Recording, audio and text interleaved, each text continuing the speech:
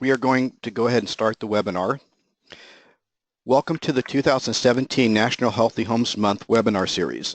National Healthy Homes Month offers an opportunity to learn more about housing and its impact on health and provide resources to encourage local activities, as well as empower families to protect themselves from hazards in their home.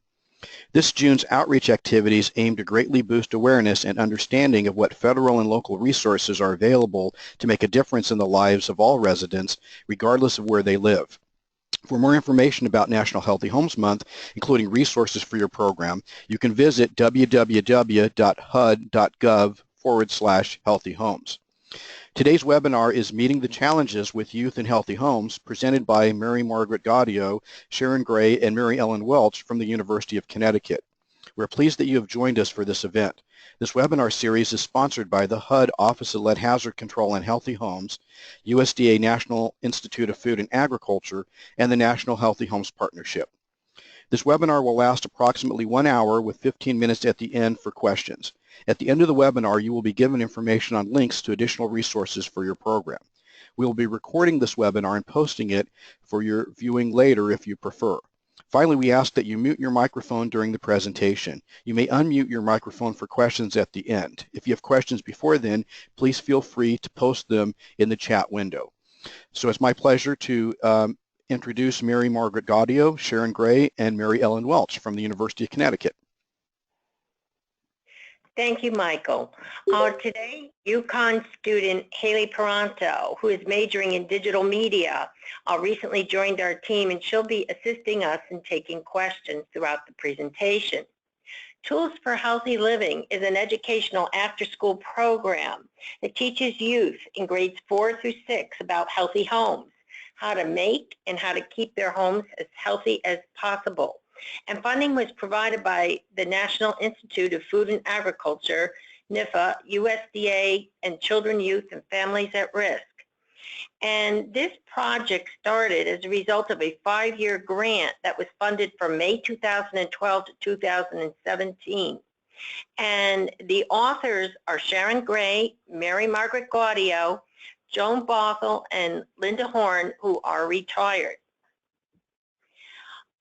As background, in 2011, the State of Connecticut Department of Public Health issued its Healthy Homes Strategic Plan and identified public education on healthy homes as a major goal. And the RFA was issued in the fall of 2011. And no comprehensive curriculum at that time on healthy homes existed for youth. And it provided an opportunity for the Hartford County Extension colleagues from various program areas to work together. And the colleagues brought their collective expertise to the table in healthy homes, in developing educational materials for children, expertise in food safety, working with urban youth, 4-H and positive youth development, and also some former grantees on the CIFER-funded projects. So our program, which was the 5-year grant, involved innovative program materials. As Mary Ellen mentioned, there was really no curriculum focused on this topic for youth. So we decided to build a curriculum that was comprehensive, interactive, emphasizing experiential learning and detailed lesson plans and background information for facilitators. So each lesson would provide background in healthy homes topics while providing activities for youth. The newsletters were informative for families in English and Spanish. We had a translator translate the newsletters into Spanish, and the newsletters would pair with each lesson to go pair with each topic. We also did a summer and a vacation program at Our Farm, which is located in Bloomfield, Connecticut. It's a 4-H education center, which is very expansive and in a natural environment. So we decided to do a bit more interaction with nature with some of the youth. We had extensive evaluation with this project in terms of pre and post surveys. We did a pre and post survey for lessons 1 through 5 and 6 through 11. We also had required evaluation through the CIFAR grant, and we chose technology and use of computers. This project also is sustainable. Once we finish the 5 years, the curriculum is such that it really can be used in many different after-school environments, community organizations. Because of the topic and the 11 weeks, it really can fit into many community programs.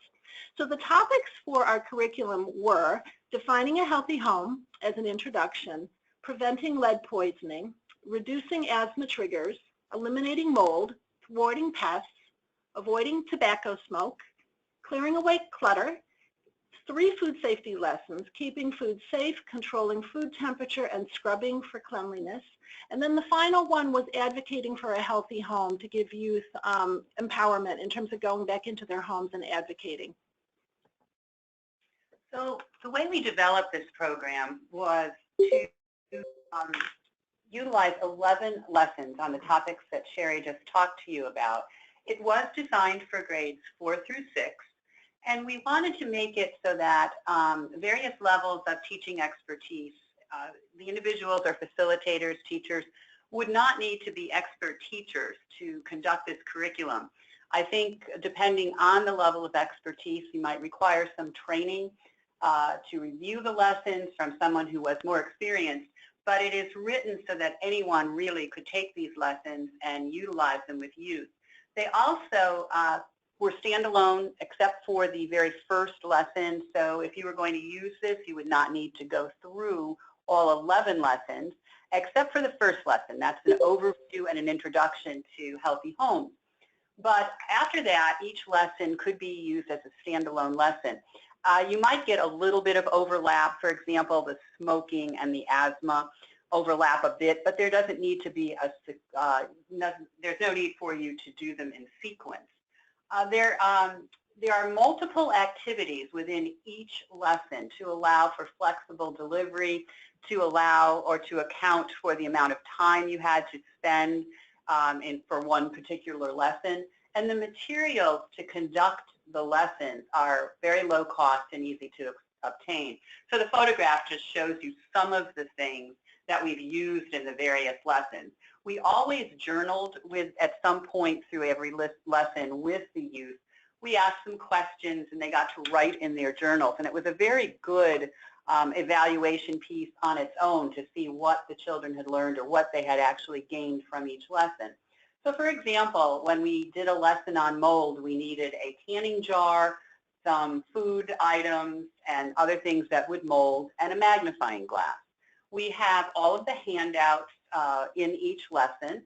We have index cards and some tempera paint, hand wipes, salt, yeast. Very easy to get, very inexpensive. So to give you an example of what some of the lessons look like, they are all set up using the same template. This happens to be the very final lesson, Stand Up for a Healthy Home. It's the lesson on advocating. And so we begin with a background information for facilitators. So every single lesson tells the instructor what's going to be covered in the lesson, provides background information, additional references, so anyone teaching every particular lesson could be very well prepared. It clearly lists each goal, the goals and objectives for each lesson. There are links to pertinent videos for reference, and also links should there be a video involved in the lesson. We try to vary the activities in the lessons as much as possible to include not only hands-on or experiential learning, but an opportunity for them to see videos when they were appropriate for each lesson. We have a list of national health education standards. These were the standards that were in effect in 2012. We list the life skills that each lesson would be teaching. We also give an estimate of the time needed to complete the lesson as written, and then also a list of materials needed. So facilitators would be very well prepared before the lesson and have everything they needed to conduct the lesson. So each lesson reviews the previous lesson. It doesn't necessarily topically call on that lesson, but it will ask students to ask, it will ask them if they remembered what they talked about in the previous lesson, and to ask them any experience they may have had or any information they may have shared. It provides question and answers. Each lesson is essentially a script so that someone who isn't as experienced with teaching would know exactly what questions to ask the students for that lesson. And there would also be some answers that the students might give. It offers many different activities. So you may not have time to do 3 or 4 of the activities. You only may have time to do 1. Or you may find that one of the activities fits your group that you're teaching better than another. Each lesson includes every single handout, and there's also a guided discussion for each activity.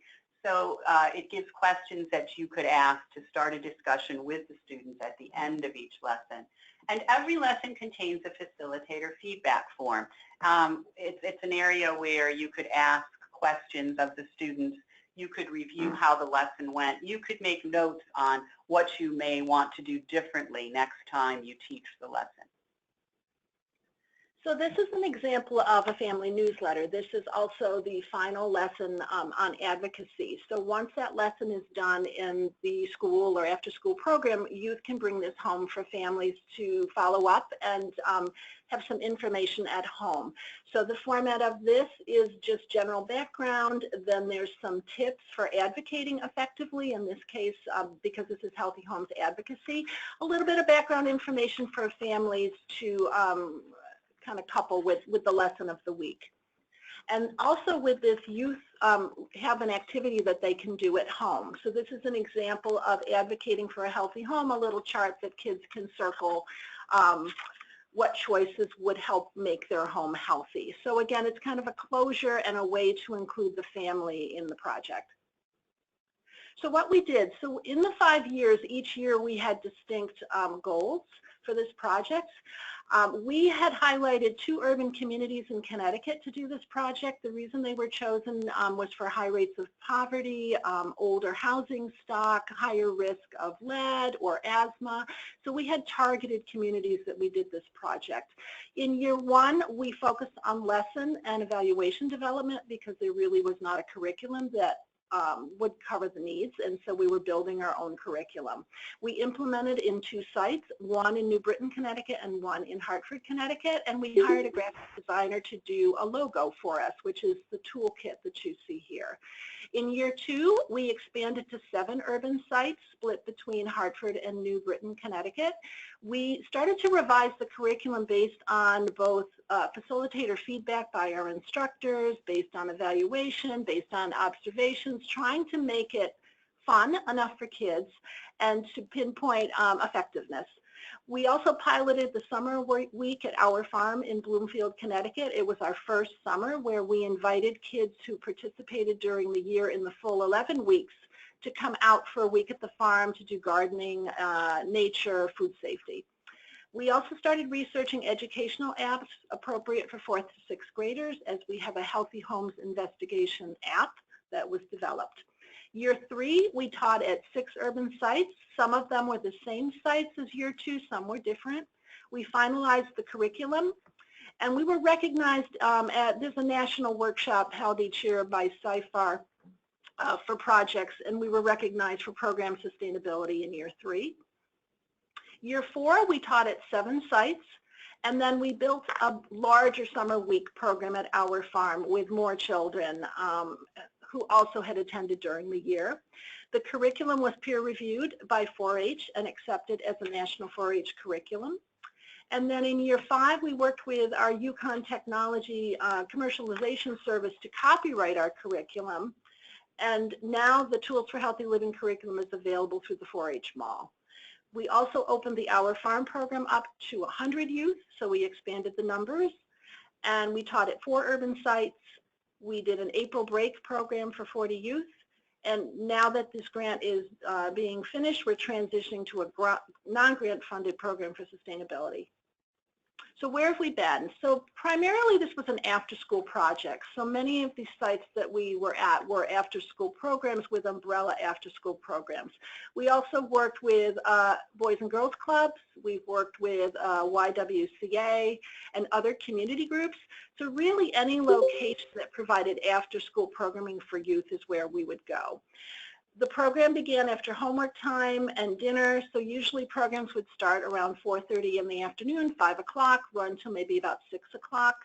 We would run it once a week for 1 hour, so each lesson was about 45 minutes to an hour in length. And then each site was established and run as a 4-H club. The summer and April break program was predominantly at our farm in Bloomfield, as I've said. In the beginning, we had difficulty getting kids to the farm, but we finally worked out bus transportation, so we actually would bus kids from their locations to the farm. And our numbers improved greatly when we were able to do bus transportation. And that 1-week program focused on the food safety lessons, and they also focused on gardening and nutrition. Snacks and lunch were provided. It was an all-day program. It typically ran from 9 to 3. So our impacts from this project, now that we have just finished, is we recently were awarded both the Connecticut and Northeast Region Award for the National Association of 4-H Agents Excellence in Urban Programming Award. We will be recognized at a breakfast this November at their conference, and we are being nominated for the National Award. We reached 391 youth attending multiple sessions over 5 years. Our evaluator analysis did show youth gained awareness, knowledge, and skills in a number of Healthy Homes topics, including lead, mold, food safety, pests, smoking, based on the pre and post surveys. The curriculum was developed and accepted as a national 4-H curriculum. We worked with 16 sites and collaborators, both Hartford and New Britain.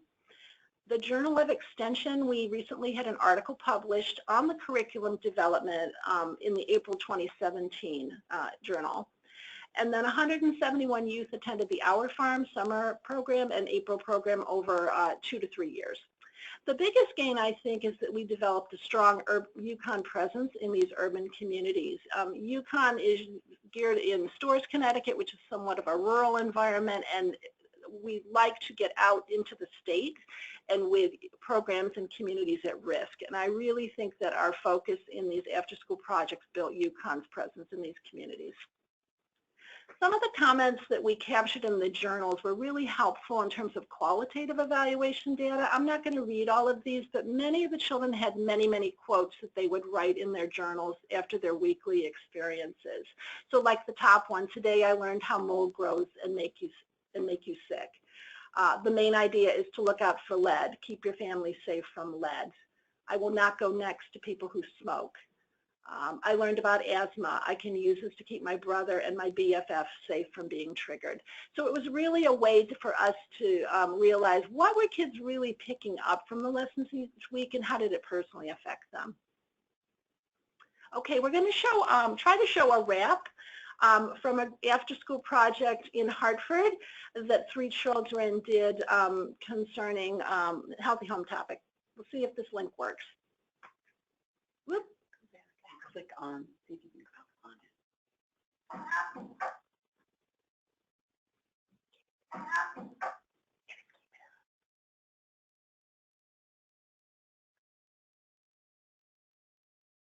it. Oops. There it is.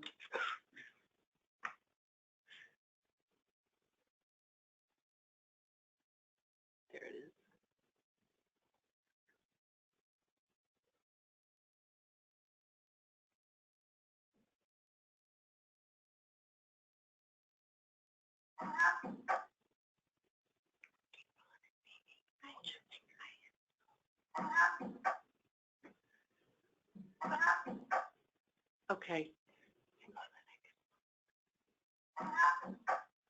Okay, we were trying to get that link to work. Basically, these children, we did a rap song for a bunch of different homes topics and decided to sing a song about healthy homes topics. So unfortunately, the link did not work, but we tried to get youth to use many medium, dancing, singing, rap songs, poetry, journaling, to kind of express their what they're learning. So that you can purchase a copy of the Tools for Healthy Living curriculum at the 4-H Mall now that it is a national 4-H curriculum. This includes a digital download that includes the facilitator guide, lessons, all 11 lessons, the family newsletters in English and in Spanish, train the trainer presentation slides that give you some background on how to deliver the curriculum. And there are 409 pages total in PDF with this curriculum. The cost of the curriculum is $75 and it currently is on the National 4-H Mall. Before we start, Susie and Jerome, are there any questions on the Tools for Healthy Living curriculum?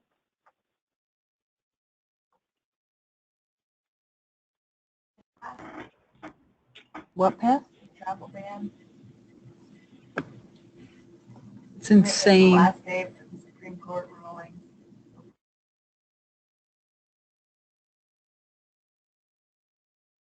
Healthcare. Could you repeat the question? Can you repeat the question, please?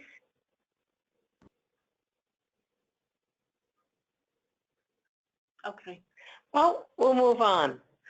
I just wanted to clarify, Susie and Jerome Learn About a Healthy Home is a storybook that was also developed by the Yukon Healthy Environments for Children initiative through the Department of Extension. And you will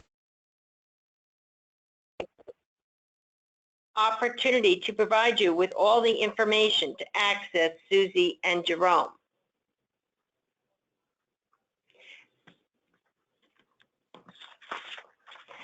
Susie and Jerome is a set of materials designed to teach children and adults how to make and keep their homes as healthy as possible. And they use very simple language so they can explain the national accepted principles of a healthy home. And it's designed for preschool children to grade 3. However, older children can enjoy, we have a video, and they can enjoy reading the book to younger children. And the materials include an illustrated rhyming book for young children and their parents, guardians, teachers, and other caregivers, as well as a teacher guide, activity books, and an animated video. So the background on Susie and Jerome, it's actually the second book in a series. It's a companion book to Henry and Fred Learn About Lead. This is also a simple rhyming story, but this book is both in English and in Spanish. One side of the book is English, one side is Spanish. And it teaches children about the dangers of lead poisoning and how they can protect themselves. So this is about a family. This book in particular is about Henry and his pet mouse, Fred, and he lives with his family, his mom, dad, grandmother, and Sister Sue. Sister Sue is actually Susie in the Susie and Jerome Learn About a Healthy Home. And at the end, I'll show you how you can have access to all of these books. There is actually, I didn't put it in the slides, but there's a third book that we recently developed, and it has to do with Casey's Clean Air Week, and it's about the family car, Casey. So Susie and Jerome was funded by the Connecticut Department of Public Health, and it was written by Joan Bothell and myself. And our illustrator, Kevin Noonan, was our extension graphics designer and illustrator. So Susie and Jerome, it's about Susie and her goldfish, and they learn 7 principles of a healthy home. They learn that it's healthy. A healthy home is dry, safe, fresh air, no pests. And they learn simple ways that children and adults can apply these principles in their daily lives. So there were some interesting ways that we used this project, and I think it's a good example of how an extension project can go to various venues. Because we did this project with the Department of Public Health, they also use our Henry and Fred book. What we did is we printed very oversized books. Some were 36 by 24, others were 24 by 24. And these were the large books that we actually brought to preschool classes when we read the books out loud. These photos actually were taken when we did a legislative reception. The councils, the extension councils in Connecticut, sponsor a legislative reception annually at our state capitol. And I have to tell you, of all the times that I've been there, this particular display where we use the oversized books, we actually have Jerome in a fishbowl with our cards in a small fishbowl, and we have life-size for Henry. Fred's a little oversized, but we have life-size stand-up cutouts that we bring to the school. It also attracted a lot of attention by legislators, so we were able to talk with them and tell them about our program. Our Extension Council took this one step further and literally carried the fishbowl to Washington and had an opportunity to meet with our our legislators in Washington on an advocacy trip. One of the people that they visited was Congressman John Larson, and they enjoyed seeing the fishbowl, learning about the storybook, and this developed into a project with one of the aides working with our council to arrange for the congressman to come to a daycare center in actually the neighborhood where he grew up and read the story to the children. In addition, the council funded an animation of this story. And it is not a Disney quality animation, but it is a simple animation completed by students. It was a student animator, and it was student voices from our Department of Fine Arts. And we had a volunteer composer actually write an intro and conclusion to the video. The theater students then took the book and went to our child labs at UConn and acted out the story for parents and children, and that was a huge hit. So to get a copy of Susie and Jerome, we are not giving out copies, but we do allow anyone who would like to reprint the book, and those files are available by going to, actually by contacting me, because we're able to send you the files. The only requirement is that you not change the book. You certainly can add your contact information to them. And this is our website. I'm actually not sure if it's going to work any better than our video did. It might. Okay, if you go to, we'll go to Programs and Materials for Children.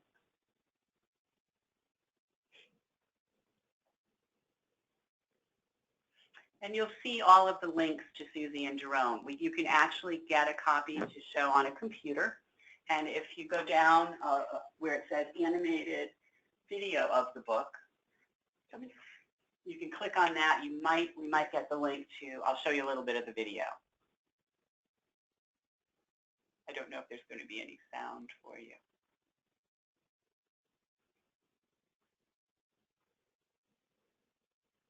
All right, so I guess we're having some technical issues with the sound on this.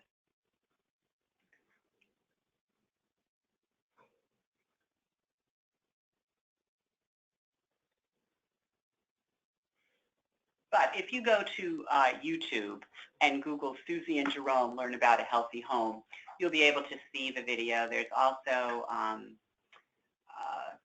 a way to put subtitles on it as well. And if you continue back to our website, you'll also have links to some of our other children's materials that we're not talking about today. Do you have any questions on any of the projects that we've discussed today? I'm going to unmute everybody's, okay, I've unmuted everybody's mic. You're welcome to ask any questions, and if you want to, you can use the chat window. Any questions?